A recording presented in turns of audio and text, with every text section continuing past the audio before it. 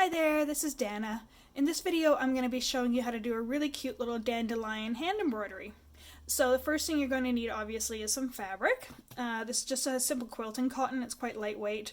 I just thought this particular pattern would look nice, I had some lying around. You can use anything you like, any color you like, doesn't matter. Any size as well, same with the hoop. This is a 4-inch hoop, but if you're wanting to make a bigger one or a smaller one, it's up to you. This pattern, this tutorial doesn't come with a pattern, but I'm going to be showing you how to create your own pattern. Ooh, I know, exciting.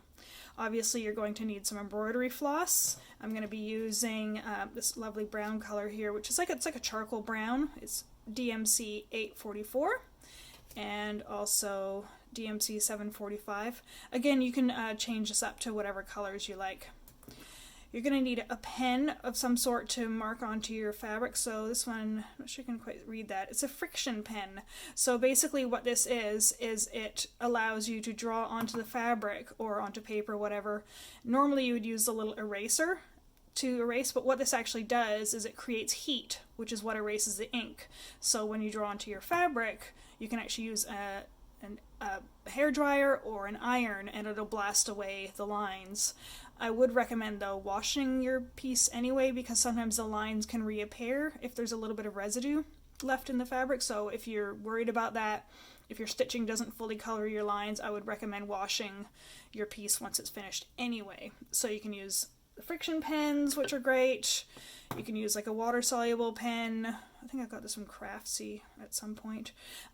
So any kind of water-soluble thing. You can use a regular pencil or a pen as well. You're just going to have to obviously make sure you cover your stitching lines completely. Obviously you're going to need a needle as well. So I'm going to be using the number 6 needle. These ones, so embroidery needles are what you're going to be needing because they have a sharp point as opposed to tapestry needles for cross stitch.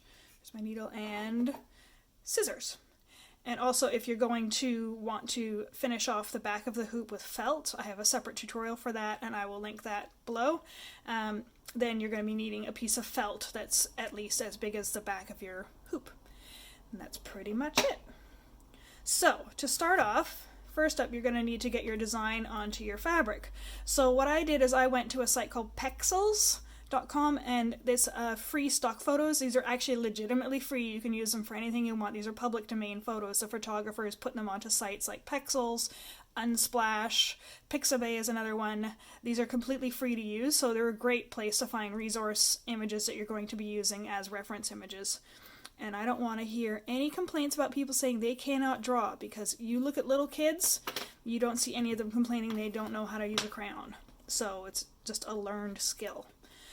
So what you're going to do is you're going to get your middle hoop there, your bottom hoop, put that down there, put this on here. You can draw this on before you put it in the hoop, but since this is going to be free-handed,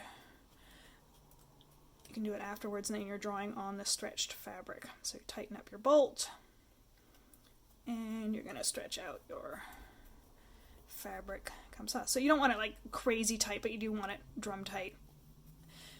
And so then you got your pen or whatever you're using, so you can see the image I'm drawing from here. So you're not obviously wanting to replicate all of the detail in it. You totally can if you want, but this is just a really simple one, and this is how you can actually draw your own pattern. So what I'm going to do is I'm going to start around the center of the flower here where everything connects. Just trace down, little curve.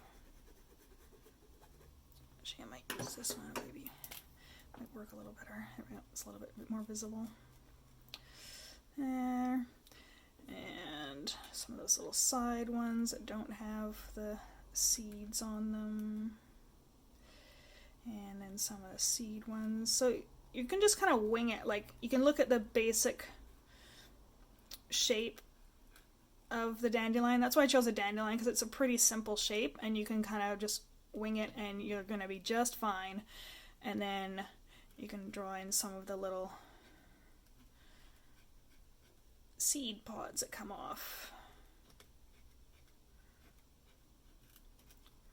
Again, this doesn't have to be super accurate. And of course, as you're stitching, you can add more in later if you want. I might do one more arm out here.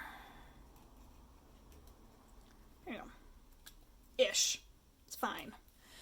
So what I'm going to do is, for the first one, I'm going to be teaching you a stitch called a split stitch, and I'm going to be using 3 strands of my thread. Again, you can change up the amount of strands that you're using. This is a DMC thread, so of course it comes in skeins of 6 strands, so I've separated out 3 strands. So I'm just going to thread my needle here. If you want a thicker line, you would use more strands. If you want a finer line, you would want less strands. If you're doing a bigger project as well, I would tend to use more strands because then it's going to show up a bit better.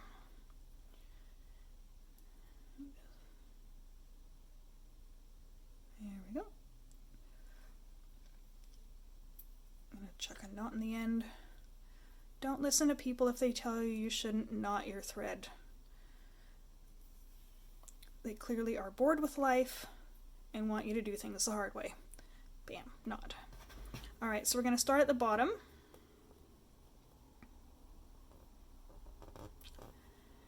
So you're going to start right at the base.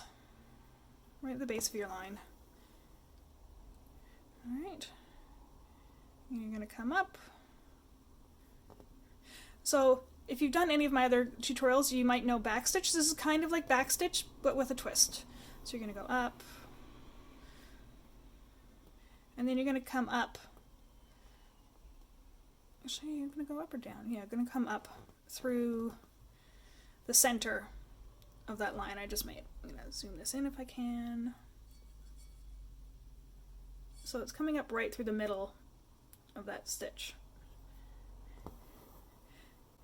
And then you're going to make another stitch about the same length as the first stitch.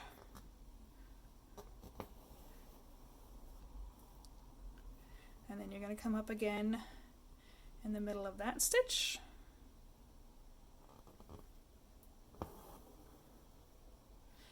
And you just keep on trucking. So this is what's called a split stitch, because obviously you are splitting the stitch. In theory, you can do this with 1 strand of thread and you're actually piercing the thread itself, but I'll be honest, that requires way more patience than I personally have most of the time. So I would recommend, especially if you're just starting out with hand embroidery, I would recommend using more strands than fewer, because it's going to be a lot easier for you to get ish in the middle. And I'll just show you. As you can see, it kind of almost looks like a braid, which is quite pretty. It's got a lovely texture to it. You can also just do a back stitch for this. Totally fine. That's the nice thing about embroidery. Like, once you get your basic design down, you can kind of do whatever you like.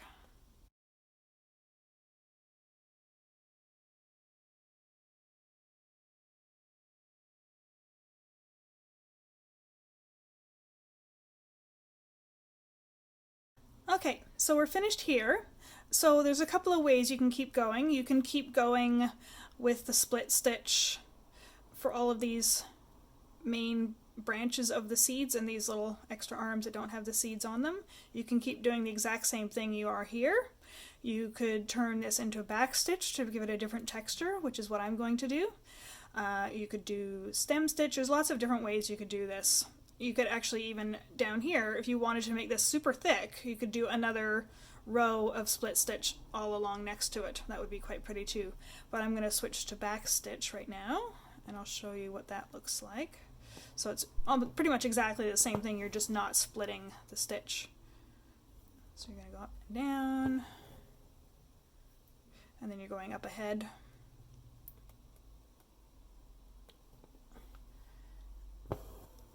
And going back down the same hole.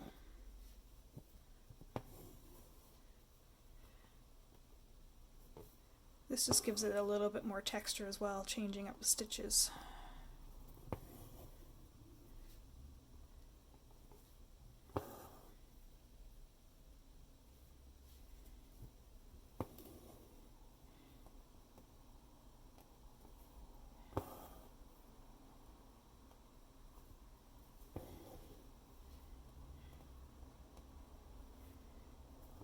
Okay, so that's the end of my line.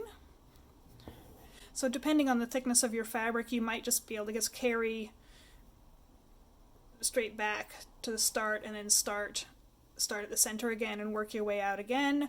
Or if your fabric's kind of thin, what you can do is you can kind of wrap, you can hide your travel back, just wrapping your thread through a couple times like that. So then we're back to the beginning. So I'm going to keep going with the back stitch for all of these long strands, and then I will see you back once we finish that, and then we'll do the little end bits. Alright, so as you can see, I've finished that off, so I'm just going to show you how to tie off the thread at the back. So you got your needle still threaded. So I usually just go under once and catch the loop. And if you want to, you can catch the loop again, and then just pull gently, and that's going to create a nice knot. Bam! And then you can just thread your end through some of the other stitches before you cut it if you want it to just not stick up as much. Ta-da! Alright, so now we're going to move on to the seed pod part. This is going to be super fun. So I've got my thread here. Again, you can choose as many strands as you want. I'm going to use 2 strands just so it shows up better on film. If you want a really delicate look, you could use 1 strand.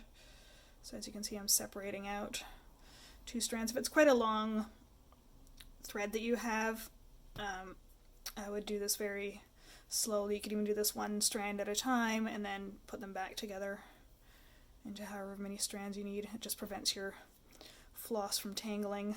So you do have to be careful when you're doing this to not tangle your floss and getting a knot, because that is not fun. I know.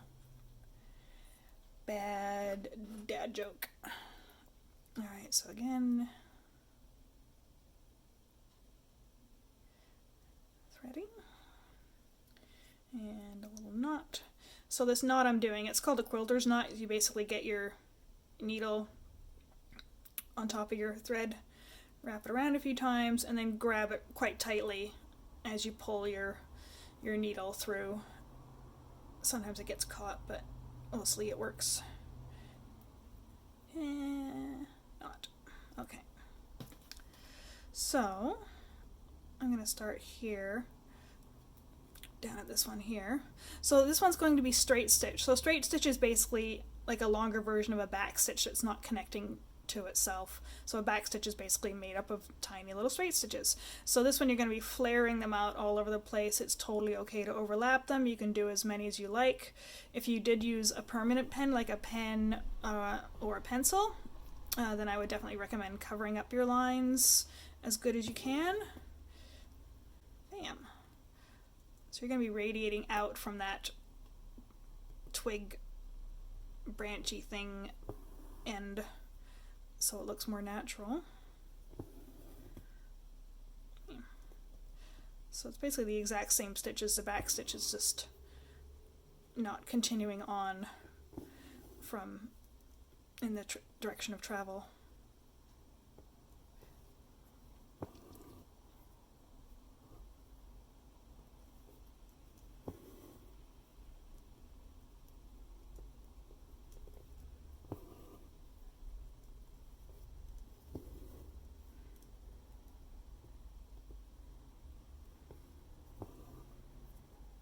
There we go, that's one. And same with the next one. And like I said, you can overlap these, and you actually should overlap them because then it's going to look more like a real flower. You can also adjust the length of your strands as well.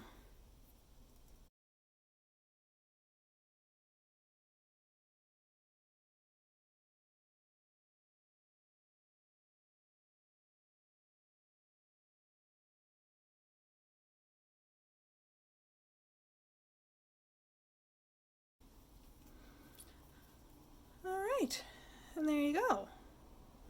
Done. Of course, if you want to, you can add more branches and then add more to make it really full. If you want, you could go all the way around if you want. You could do some little ones coming off of here, like you could have like little ones here with a little brown stem or just have these flying through the air all around it. You could add more of them around. You can make bigger ones, smaller ones all around it. It's completely up to you. That's the nice thing about this kind of project, is you can make it really unique to you. So I hope you enjoyed that. If you did want instructions about how to finish off the back, then there's going to be a link below to that tutorial. And again, you're just going to finish off your threads like this.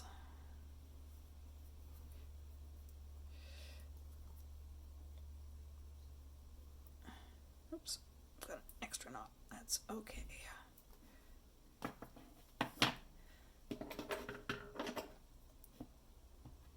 Bam. Alright, so that's done. So I'm going to show you a picture in a moment of what this looks like once it's been washed and the water-soluble lines have come out of it. But that's it. I hope you had fun. Have a good day. Happy stitching. Bye for now.